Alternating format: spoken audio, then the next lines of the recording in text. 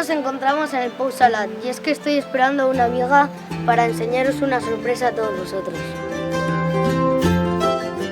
Durant molts anys els calpins utilitzaven aquest lloc anomenat el Pau Salat per a proveir-se d'aigua.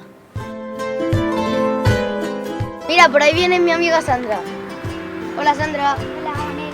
¿Estás preparada para la sorpresa? Sí, ¿Sabes cuál es? sí, al circo. Va, vamos para allá.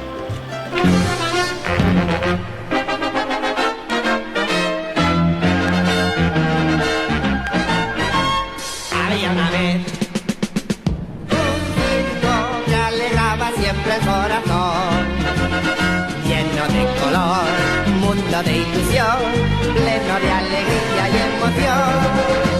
Había una vez un circo que alegraba siempre el corazón, sin temer jamás al frío o al calor, el circo daba siempre su función. Siempre viajar, siempre cambiar, pasen a ver el circo. Otro país, otra ciudad, pasen a ver el circo. Es magistral, sensacional, pasen a ver el circo. Somos felices de conseguir a un niño hacer reír.